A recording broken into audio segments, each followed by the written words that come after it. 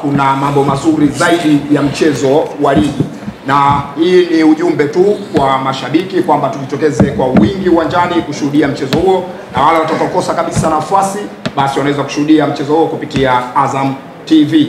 Moja kwa moja tumkaribishe coach wa Young African Sports Club Mohamed Nabi ambaye anakwenda kuelezea maandalizi kiufundi. Coach, karibu sana, zungumza na wanahabari, zungumza na wapenzi na mashabiki wa NBC Premier League, waeleze mmejiandaje kwenda kuivaa KMC hapo kesho. Asante sana, karibuni. Pour le match de KMC et pour la prochaine période, généralement, si on observe bien le match qui vont arriver, surtout les 3 premiers matchs, c'est des matchs de derby. KMC derby, Azam derby, et Simba big derby in Africa. C'est une période extrêmement importante. C'est pour cela que nous nous sommes préparés avec les plus grands sérieux pour le match de KMC, avec toujours du sérieux, de l'humilité et de la confiance.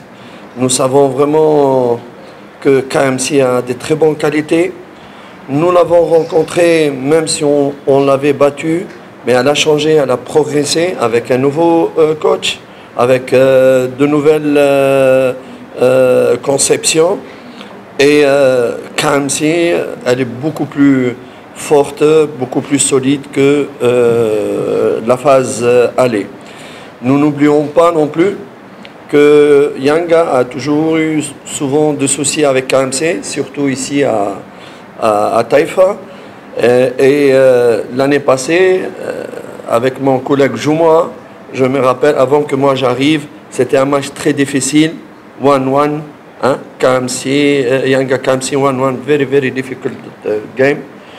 C'est pour cela nous avons bien étudié KMC. Nous sommes très sérieux, très concentrés. Et j'espère qu'on pourra avoir les 3 points. Ok. Mechi ya KMC ni mechi ngumu. Hasa hizi mechi 3 zote ambazo ziko mbele ya Yanga ni mechi ngumu sababu ni dabi. Akitoka na KMC, Yanga KMC, Yanga Azam, Yanga Simba, zote 3 hizi mzunguko wa pili zinafuatana, zote ni dabi. Dabi kubwa kabisa Afrika hiyo ni ya Simba, ambayo itakuwa dabi ya 3. So maandalizi ya KMC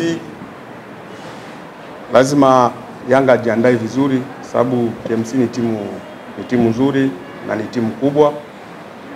Wataenda kwa kumheshimu KMC kutokana na ubora wake. Pia hawataweka akilini kama walimfunga KMC mechi iliyopita.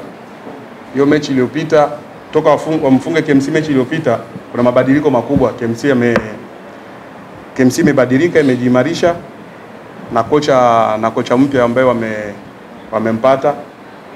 Tena isitoshe huwa mechi ya KMC na Yanga huwa inakuwa ngumu sana sababu akikumbuka alipokuja yeye kipindi kile kocha Juma Mwambusi,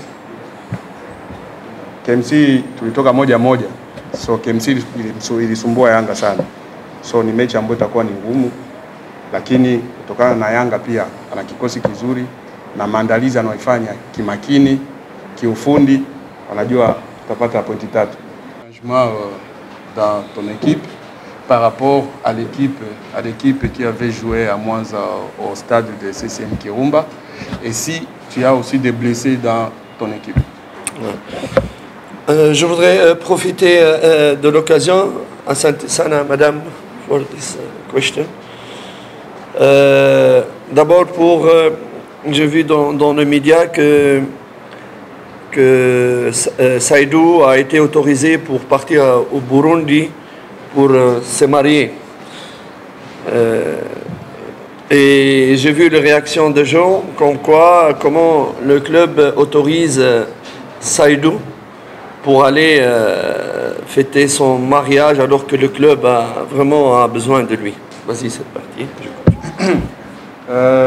Anasema mfano kuhusu mechi ya kesho tayari kwenye social medias kuna habari ambao kuna uvumu ambao umetapakaa kama Saido ameruhusiwa kwenda Burundi kwenda kufunga ndoa wakati timu ina mechi ambayo ni muhimu sana. So habari za design hiyo kwa kweli huwa zinasikitisha. Donc je tiens à préciser, comme ça c'est une occasion pour préciser des confusions d'informations. Saïdou est encore blessé, donc il est en rééducation et ça progresse vraiment. Alhamdulillah, sa blessure n'est pas comme Kibwana, elle est beaucoup moins. Donc il a même commencé à courir, mais il n'est pas vraiment apte pour jouer ces matchs. C'est pour cela, lorsqu'il nous a demandé l'autorisation, avec bien sûr en parallèle de rééducation médicale en parallèle, on l'a autorisé. D'ailleurs, nous sommes très contents pour lui. Notre intérêt que notre joueur soit heureux dans sa vie, soit épanoui, pour qu'il puisse nous donner le meilleur quand il sera rétabli. Kwa mfano kama Saido yuko majeruhi na anaenda na recover taratibu, na majeruhi yake haikuwa kubwa kama kwa mfano ya Kibwana na wengine. Alhamdulillah anaanza kurudi, anaanza hata kukimbia kidogo kidogo. Sasa alipoomba ruhusa yeye ya kwenda nyumbani sababu si yuko majeruhi na yuko katika hiyo recovering period, so aliruhusiwa ili ajisikie fresh, atakaporudi amerecover, aendelee kufanya kazi kama kawaida kwa manufaa ya timu na wanatimu. Samani Dada, je suis un peu sorti de votre question, mais je voulais profiter par rapport aux absences pour préciser. Vas-y, je continue la réponse. Alitoka kidogo kwenye swali lako ili nous avons encore donc comme absent Khaled Ocho qui ne pourra pas être présent pour ces matchs, mais sa progression, sa santé, sa blessure, elle est vraiment en phase terminale d'être finie et il sera prêt Inch'Allah pour le match de Azam. Donc nous aurons des absences Saïdou, Khaled Ocho, Moloko qui progresse aussi et bien sûr Yakuba qui ne sera pas prêt avant le mois de juin. C'est des absences qu'on peut prédire pour demain. Ambao hawatakuwepo kwenye kikosi kesho ni Saido, Yakuba, Jesus Moloko na Aucho. Ila majeruhi ya Aucho nawaza mechi ya KMC atakuwa tayari sababu anaenda na recover kidogo. Hata Jesus pia naye anaenda na recover kidogo. So ambaye labda kidogo hata kuwepo itaanza kafika mpaka mwezi wa 6 ni Yakuba. So ni hao wanne ndio ambao hawatakuwepo tu kwenye kikosi cha kesho. Mais alhamdoulilah, nous avons de très bons joueurs aussi, nous avons confiance en eux. Nous avons Chouroboy, nous avons Faisal Saloum, Yannick Bangala au milieu, nous avons Chikou Oshendi, nous avons Kane. Mashallah, Yanga have a big inshallah. Alhamdulillah, sababu tuna kikosi kikubwa na wachezaji wengi ambao wote ni wazuri. Atakuwepo wakina Shua Boy, wakina Faisal, wakina Bangala, wakina Chiko Ushindi na wengineo. So ni kitu kizuri sana kwa Yanga sababu Yanga na wachezaji wazuri, hata ambao wapo na ambao hawapo wote ni wazuri wa kuleta matokeo. Kwa staili tutegemea kuona mabadiliko ya kikosi dhidi ya kile kilichocheza dhidi ya Geita Mwanza. Au sens là qu'on espère voir les changements dans l'équipe à celle qui a joué à Mwanza.